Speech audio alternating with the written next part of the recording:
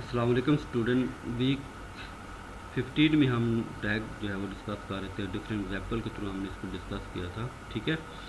तो अब जो नेक्स्ट एग्जाम्पल्स हैं उनको हम थोड़ा सा डिटेल में जो है वो डिस्कस करते हैं ताकि आपको मज़ीद जो है वो समझ आ जाए, ठीक है।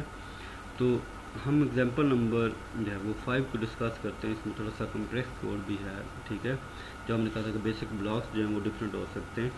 तो अब इसमें जो है वो अगर आप ये नंबरिंग देखें तो ये नंबरिंग भी हम इनको यूज़ करेंगे कि फर्स्ट नंबर जो है वो बेसिकली जो है यूज़ हम कर सकते हैं, ठीक है।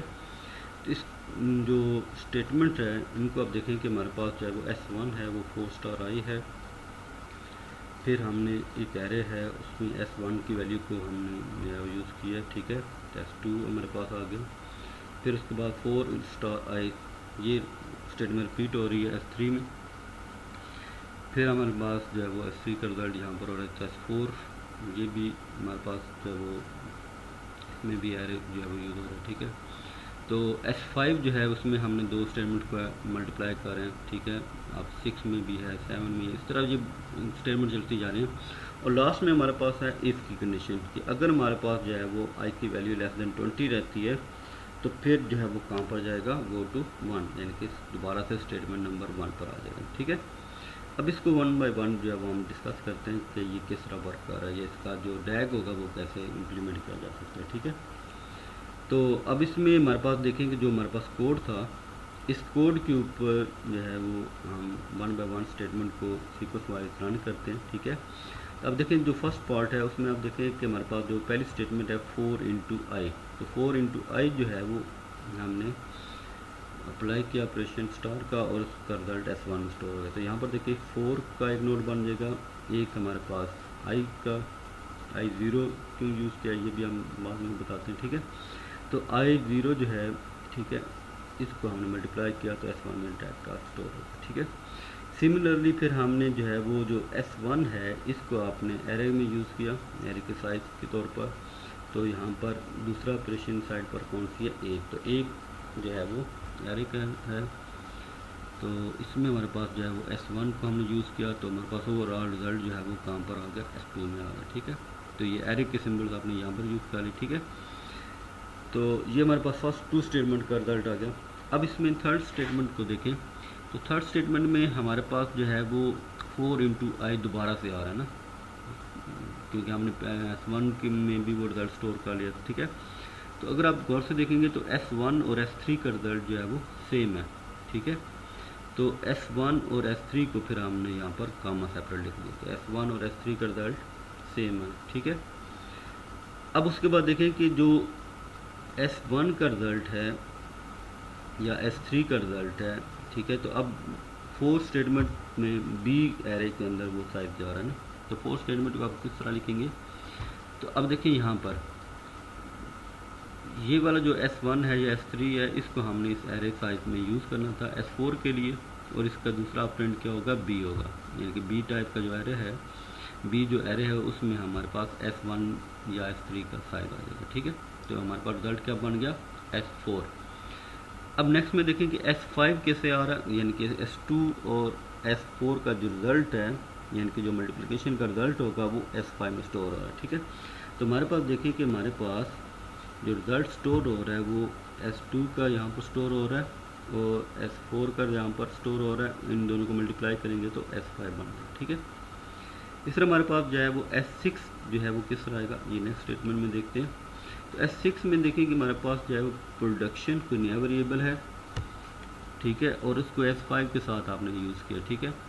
तो मल्टीप्लाई करने के बाद S6 आ गया हमारे पास, सही हो गया। अब प्रोडक्शन 0 क्यों निकला ये भी फिर बाद में बताता हूँ। 7 पोजीशन पर देखें तो S6 का जो रिज़ल्ट है वो प्रोडक्शन के इक्वल आ रहा है। तो यहाँ पर हमने देखा S6 कामा प्रोडक्शन लिखा आ रहा है, ठीक है। तो अब ये प्रोडक्शन और ये वाली प्रोडक्शन है, तो इसको हमने डिफरेंट करने के लिए इसको प्रोडक्शन 0 कर दिया, इसको प्रोडक्शन कर दिया, ठीक है। तो ये डिफरेंट करने के लिए, बाकी जो है वो वैल्यूज सेम ही होंगी ना। अब उसके बाद देखें कि हमारे पास स्टेटमेंट नंबर जो 8 है उसमें हमारे पास क्या आ रहा है, i+1। तो i जो है वो यहाँ पर था ना, ठीक है, और उसमें प्लस हमने किया, अब यहाँ पर 1 आ गया, ठीक है। तो ये आपके पास i+1 की वैल्यू आ गई। 9 पोजीशन पर देखें तो S7 की जो वैल्यू वो i की इक्वल आ रही है, तो यहाँ पर हमने S7 को कामा i कर दिया, यानी कि दोनों की वैल्यू सेम है। अब यहाँ पर डिफरेंट इस i को और इस i को डिफरेंट करने के लिए ये सिंपल i रखा है और ये i 0 कर दिया हमने, ठीक है। अब हमारे पास जो है वो नेक्स्ट में इफ़ i की वैल्यू जो है वो लेस देन 20 है, तो फिर यहाँ पर जाएगा स्टेटमेंट नंबर 1 पर। इसको अब देखें यहाँ पर i की वैल्यू हमारे पास स्टोर हो चुकी थी, तो i की वैल्यू यहाँ पर हमने चेक की कि लेस देन 20 है, तो फिर किधर जाएगा, गो टू 1 पर जाएगा। तो ये बेसिकली क्या बन जाएगा, इसका डैग बन जाएगा, ठीक है। तो इस तरह आप जो है वो डिफरेंट जो ब्लॉक्स हैं उनको आप जो है वो यूज़ करते हुए जो है वो डैग बना सकते हैं, ठीक है। एग्जाम्पल नंबर 6 देखें तो ये वही एग्जाम्पल है जो हमने डिस्कस की थी एग्जाम्पल नंबर 4 के तौर पर ना। तो इसको भी मज़ीद डिटेल में जो है वो मे बी आपको वहाँ पर ना समझ आ रही हो, तो इसको मज़ीद डिटेल में यहाँ पर डिस्कस किया कि ये कैसे वर्क करती है, स्टेप बाय स्टेप यहाँ पर भी परफॉर्म की, ठीक है। तो इसको भी क्विकली देख लेते हैं कि कैसे वर्क कर रही है। अब देखिए स्टेप 1 में हमने कहा था कि अब इसमें स्टेटमेंट भी कुछ मैंने साथ लिख दिए ताकि आपको चीज़ें समझ आ जाएँ। तो हमने सबसे पहले b को c के साथ मल्टीप्लाई किया, तो रिज़ल्ट किस में आ गया, a में आ गया, ठीक है। इस तरह हमारे पास जो सेकंड स्टेटमेंट है, सेकंड स्टेटमेंट जो है उसमें देखें कि इसमें हमारे पास यहाँ पर देखते हैं कि b और d की वैल्यू सेम कर दी, तो यहाँ पर हमने b और d की वैल्यू सेम कर दी, ठीक है। थर्ड स्टेटमेंट में हमने क्या काम किया था कि d इंटू सी, अब यह देखें d यहाँ पर था, c यहाँ पर था, और दोनों को मल्टीप्लाई करेंगे तो हमारे पास क्या रिज़ल्ट आएगा, e। तो हमने a में भी वही रिज़ल्ट स्टोर किया हुआ है, e में भी वही रिज़ल्ट स्टोर किया, ठीक है। तो a कामा e हमने कर दिया। अब नेक्स्ट में देखें फोर्थ स्टेप पर e की वैल्यू हमने b के इक्वल कर दी, तो e जहाँ पर था उसको हमने b कामा b कर दिया, यानी कि e की वैल्यू b के इक्वल है। अब यहाँ पर आप जो है वो ये b और यहाँ पर जो नीचे b लिखा था इसको आप b1 कर देते या b2 कर देते फिर भी ठीक था, अगर आपने इसको यहाँ से इग्नोर कर दिया, ख़त्म कर दिया, फिर भी ठीक है, ठीक है। फिफ्थ नंबर पर देखें स्टेप नंबर 5 पर कि हमारे पास जो है वो f कैसे आया, तो b की वैल्यू प्लस c की वैल्यू, अब वो कैसे आएगा नेक्स्ट स्टेप में देखते हैं। तो f की वैल्यू जो है यहाँ पर f था, तो इसकी वैल्यू कैसे आएगी, c की वैल्यू और यहाँ से b की वैल्यू, ठीक है। तो ये आपके पास बन जाएगा। सिमिलरली आपके पास जो लास्ट वाला स्टेप है वो है f प्लस डी, तो यहाँ पर f स्टोर है, यहाँ पर d स्टोर है, तो इन दोनों की वैल्यूज़ को आपने ऐड किया तो g बन जाएगा, ठीक है। तो इस तरह जो है वो आपके पास ये वाली जो एग्जाम्पल नंबर 4 थी वो सिमिलरली जो है वो एग्जाम्पल नंबर 6 के इक्वल आ गई है, ठीक है।